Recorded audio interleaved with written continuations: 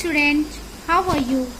आज हम आपको बताने जा रहे हैं कंप्यूटर्स की क्लास 6 स्टैंडर्ड की बुक वाओ कंप्यूबाइट्स का एक चैप्टर जिसका नाम है introduction to HTML। Introduction to HTML के बारे में बताएंगे।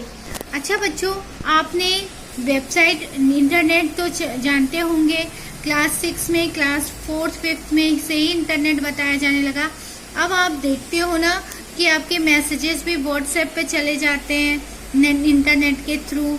आपको कुछ पढ़ना होता है तो आप उसे इंटरनेट के थ्रू पढ़ लेते हो। मतलब आप पूरी तरीके से परिचित हो इंटरनेट से, वेब पेजेस से। तो वेब पेज यानी जो भी आप ब्राउज़र में देखते हो, जो पेज पढ़ते हो गूगल में, वो क्या कहलाते हैं? वेब पेज कहलाते हैं। तो वेब पेज वेबसाइट्स का एक सिंगल टर्म होता है।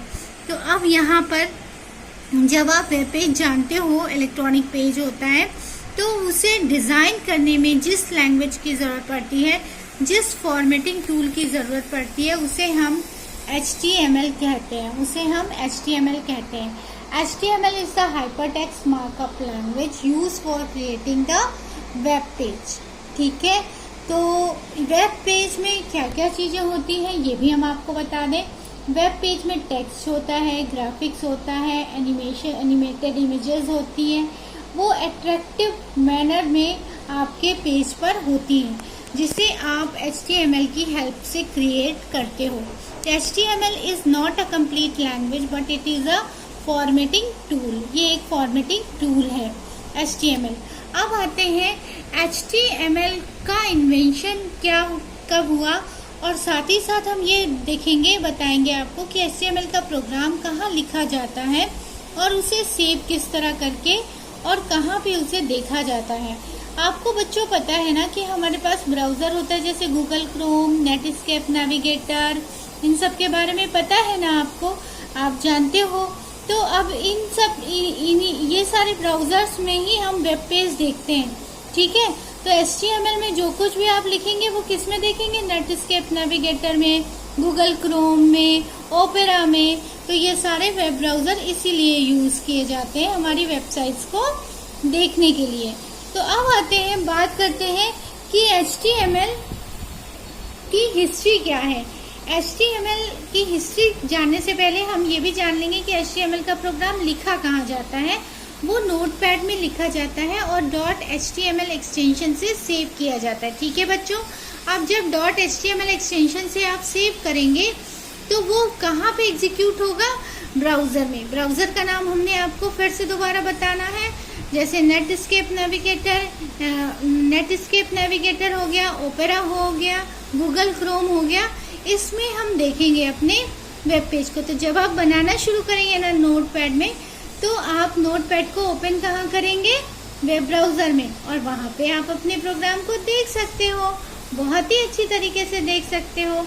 अब यहाँ पर हम बात करते हैं हिस्ट्री ऑफ HTML की।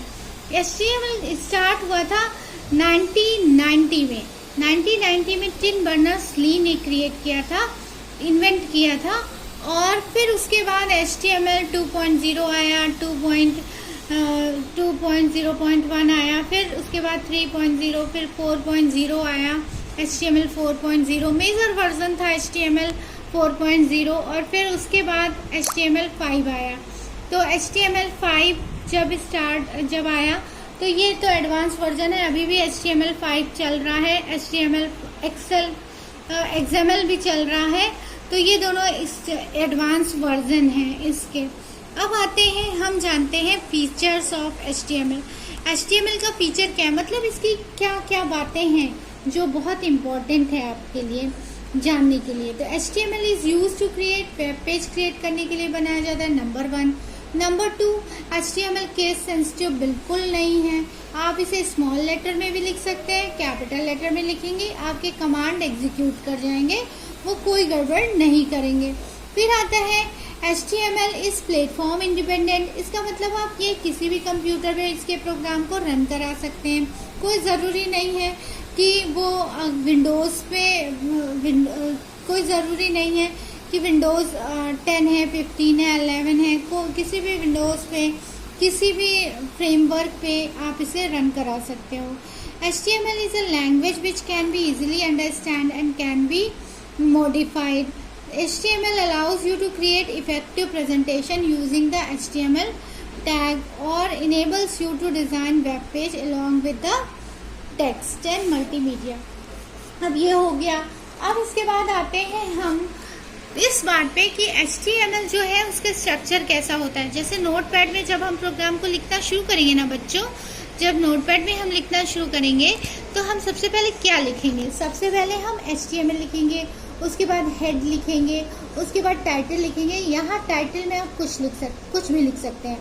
जैसे यहाँ पे लिख सकते हैं माई फर्स्ट पेज, जैसे यहाँ पे टाइटल टेक्स्ट लिखा हुआ है ना, इसकी जगह आप माई फर्स्ट पेज भी लिख सकते हैं, माई पेज भी लिख सकते हैं, न्यू पेज भी लिख सकते हैं। Anything whatever you want to give on a title bar. तो यहाँ पे टाइटल से स्लैश टाइटल हमने बंद कर दिया। देखिए यहाँ से खुला, यहाँ बंद हुआ, यहाँ पे खुला और यहीं बंद होगा। ये नहीं है कि बीच में यहाँ पे आपने हेड को बंद कर दिया, ऐसा नहीं होगा। जो कंटेनर टैग है वो कंटेंट एलिमेंट के क्लोज होने के बाद ही क्लोज होता है। तो अब यहाँ पे क्लोज कर दिया। अब यहाँ पे बॉडी आया, बॉडी में ही हमारा जितना भी एग्जीक्यूटेबल एलिमेंट्स होते हैं उनको हम लिखते हैं। तो यहाँ पर H1 है, H1 हेडिंग है, ये हम अभी आपको बताएंगे। और ये P फॉर पैराग्राफ है, इससे पैराग्राफ राइटिंग करते हैं, ये भी अभी हम आपको बताएंगे। और स्लैश बॉडी लिखते हैं। तो इस तरीके से ये HTML। अब इस प्रोग्राम को हम सेव कर देंगे नोटपैड में लिखने के बाद हम इसे सेव कर देंगे।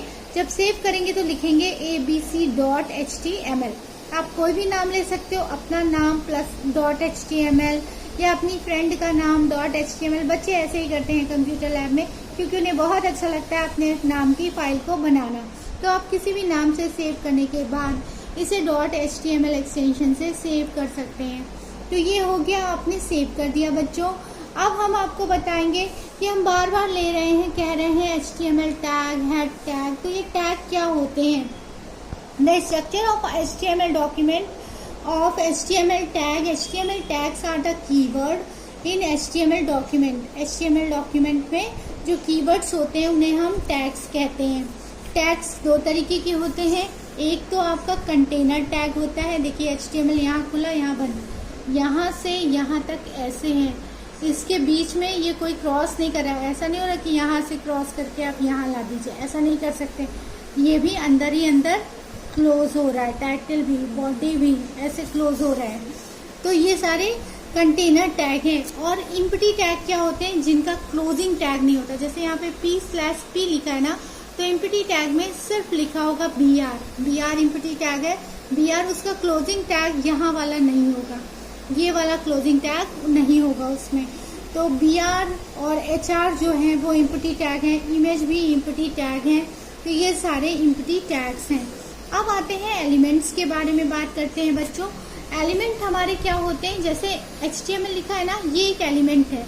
बॉडी लिखा है ना, बॉडी एक एलिमेंट है। इसको टैग के अंदर एलिमेंट्स होते हैं, ये एलिमेंट्स कहलाते हैं। और एलिमेंट्स के ही एट्रीब्यूट होते हैं। अब जैसे यहाँ पे बॉडी लिखा है ना, तो इसका बॉडी कलर भी हम चेंज कर सकते हैं ब्राउज़र में। ब्राउज़र में आप देखते हैं ना कि बहुत कलरफुल होते हैं हमारे वेब पेज, वो इसी के थ्रू होते हैं, क्योंकि उनका बैकग्राउंड हम बदल देते हैं। बैकग्राउंड हम या तो रेड कर दो, येलो कर दो, कोई भी कलर कर सकते हो, कोई इमेज भी लगा सकते हो बैकग्राउंड के थ्रू। तो यहाँ पर हम इस तरीके से चेंज कर सकते हैं एट्रीब्यूट भी। अब आते हैं बच्चों कि हमने क्रिएट करके फाइल को सेव करके देख लिया। कहाँ देख लिया? वेब ब्राउज़र में। देखिए इस तरीके से यहाँ पे हम ओपन करेंगे और ओपन पे क्लिक करने के बाद अपनी फाइल को सेलेक्ट करेंगे। इस तरीके का ऑप्शन आएगा, ब्राउज करेंगे, अपनी फाइल को सेलेक्ट करेंगे। यहाँ पर आप फाइल को सेलेक्ट करते हैं और फिर यहाँ पे फाइल सेलेक्ट हो जाती है आपकी। यहाँ पे doc1.html दिया हुआ है, यहाँ पे आपकी फाइल सेलेक्ट हो जाती है।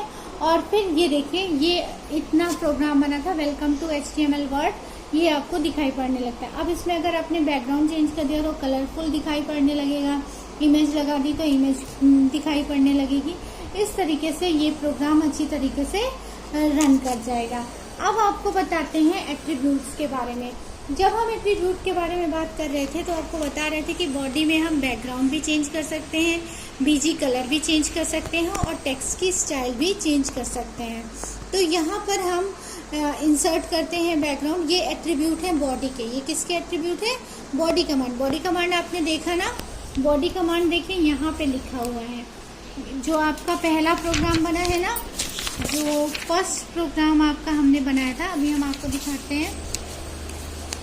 जो फर्स्ट प्रोग्राम हम लोगों ने बनाया ये वाला, इसमें देखिए यहाँ पे बॉडी लिखा है ना, बॉडी। तो बॉडी के आगे ही हम टैग को थोड़ा सा हटा के बीच में लिखेंगे body BG colour is equal to red. इस तरीके से लिखने की कोशिश लिखेंगे तो वो हमारा बैकग्राउंड बन जाता है। या फिर हम आपको अभी और दिखाते हैं, जैसे बॉडी में एट्रीब्यूट को चेंज करने के लिए, जैसे इस वाले प्रोग्राम में देखिए यहाँ पर देखिए बॉडी के आगे बैकग्राउंड, ये देखिए बैकग्राउंड इज इक्वल टू, हमने एड्रेस दे दिया, हमारी इमेज जहाँ पे सेव है उसका एड्रेस कॉपी कर दिया। सर्च में जाके इमेज को हम सर्च करके उसका एड्रेस कॉपी कर सकते हैं। तो कॉपी कर दिया, आपको याद है तो आप लिख भी सकते हो welcome to my web page. अब इसका जो आउटपुट आएगा वो देखिए इस तरीके का आउटपुट आएगा। देखिए कलरफुल आ गया ना, आपका बैकग्राउंड चेंज हो गया तो आपने कलरफुल आउटपुट पा लिया। अब आते हैं H1 to H6। एक हेडिंग टैग आपको बताया गया है आपकी बुक में, वो होता है H1 to H6। H1 सबसे बड़ा होता है, H6 सबसे छोटा होता है। ये हेडिंग होता है, हेडिंग के लिए होता है। ये भी कंटेनर टैग है। H1 है तो H1/H1 को हमने बंद कर दिया है। जब हमने टैग को क्लोज कर दिया तो ये कंटेनर टैग कहलाएगा। जिसमें क्लोजिंग टैग नहीं होता वो एम्प्टी टैग कहलाता है। ठीक है, तो इसका आउटपुट देखिए इस तरीके से दिखाई पड़ेगा। हेडिंग में सबसे बड़ा हेडिंग, फिर उससे छोटा हेडिंग, फिर उससे छोटा और फिर छोटा होता जाएगा। इस तरीके से आपका ये प्रोग्राम बन गया। अब आते हैं पैराग्राफ के बारे में भी कुछ जान लेते हैं। जैसे हम HTML में कुछ भी लिखते हैं तो वो एक लाइन में लिखता चला जाता है, लेकिन जब हमें कोई बात पैराग्राफ में लिखनी होती है तो उसके लिए हमें P कमांड यूज़ करना पड़ता है इस तरीके से। तो ये एक पैराग्राफ बनाकर नेक्स्ट लाइन में अपने आप आ जाता है। नहीं तो हमें बार बार BR कमांड का यूज़ करना पड़ता है, जिससे ब्रेक द लाइन कमांड होता है, और पैराग्राफ का हम अलाइन सेट करते हैं, हम जानते हैं। तो एट्रीब्यूट पैराग्राफ का क्या हो गया? अलाइन हो गया। तो इस तरीके से हमने ये HTML लैंग्वेज पूरी पढ़ी। अब ब्रेक लाइन का देखें, यहाँ पे